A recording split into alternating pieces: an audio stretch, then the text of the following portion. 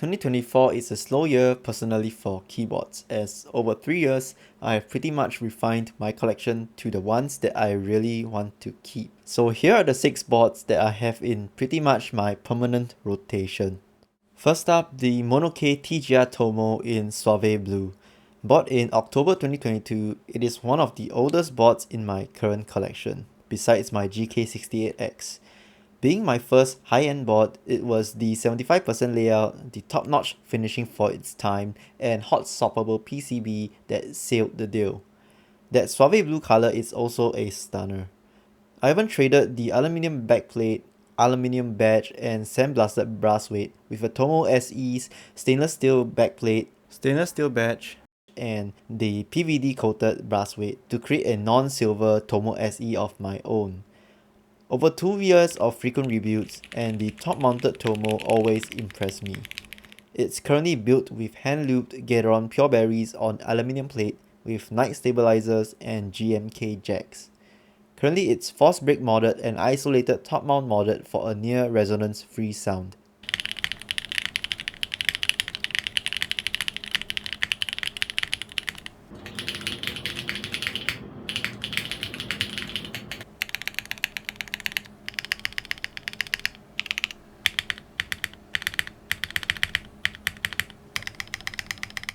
Moving on, we've got the Q1 in two-tone body, the board that I bought thrice and sold twice. I've bought this particular unit in December 2023 at 99 Singapore dollars from Mecca Singapore, rest in peace, as a navy blue Q1 V1. Over time, replacement version 2 top case and bottom case were bought from Keychron directly for a version 2 conversion. I love Q1s just because it's fun to see how else I can push it to its limits without foams. Paired with the stock aluminium plate from the V1, unlike the steel plate from the V2, this Q1 shocked me with its potential. Currently it's built with hand-looped Geon clears on aluminium plate with Durock V2 stabilizers and Domikey white on black. Only mods done were the additional KBDFans D65 PORON gaskets for the bottom, and Forcebreak mod with ultra thin PORON strips taken from a Durock V2 stabilizer kit.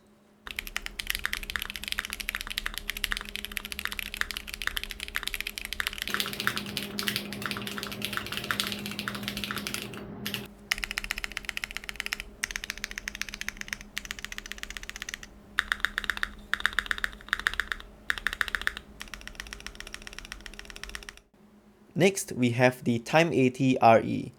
Oh boy, this was one of my holy grails 3 years ago and still is, and I'm so glad I get to own one.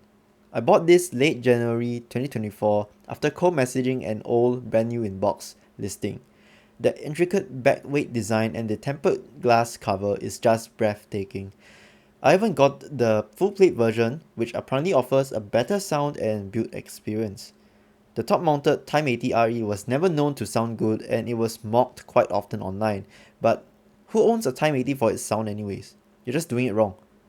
I've built it with Kill BCPs on aluminium full plate, TXAP stabilizers and GMK fundamentals. The board has been force broken with tiny white stickers.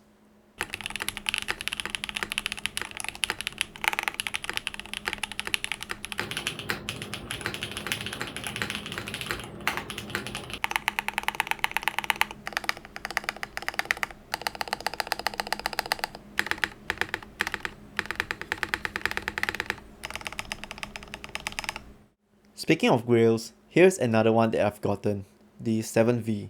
I've bought this from a friend across the globe back in August 2023 at a very reasonable price, much lower than what's found on the second-hand market, and that includes shipping. The design of the 7V is the main attraction. It's one of the few 75% that get respect from the anti-75% crowd. With a logo that looks similar to a certain luxury brand and a big and clean polished steel weight, the 7V is a stunner. While the top gasket mounted design is weird and not the best sounding, it's certainly good enough, especially in plateless configuration. I have mine built with spring-swapped Lubed browns on PC plate instead with TXAP stabilizers, topped off with GMK Shashin.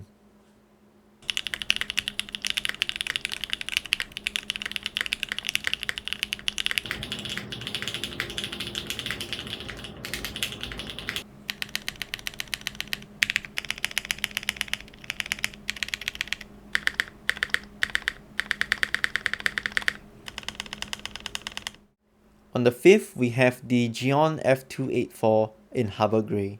This particular F2 is special to me as it was a gift from a group of friends back in July 2023.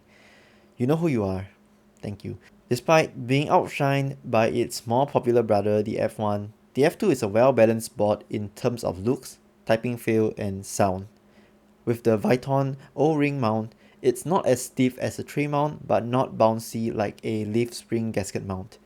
I have mine built with hand-lubed, spring-swapped SWK Venta Blacks on laminated plate, which is basically Bakelite, with TX Rev 3 stabilizers and GMK boho. And that GMK boho set is honestly one of the nicest looking GMKs that I have seen.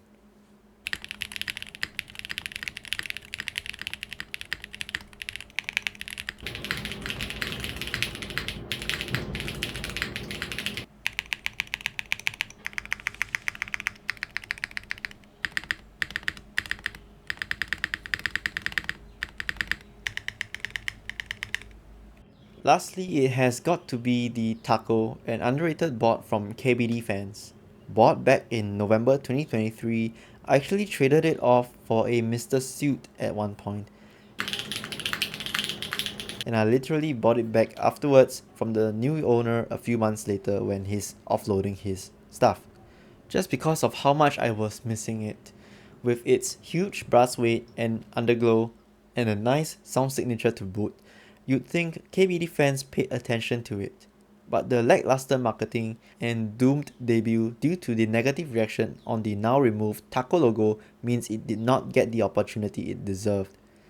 Mine's built with 70 grams silicone bow mount, spring-swapped Swagkeys Strawberry Wine V2s on carbon fiber plate with TX AP stabilizer, topped off with GMK Bingsu Round 2 for a nice combo.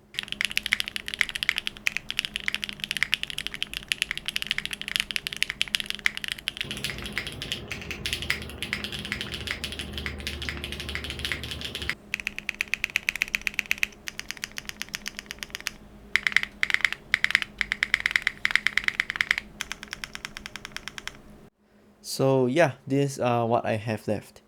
I don't think I would change much of my personal collection for 2025, but I do think that the hobby space is getting way more accessible for newcomers, especially with how Neo keyboards and other Chinese brands are starting to push for affordable, full brass, copper bottom keyboards such as the Neo 65 CU.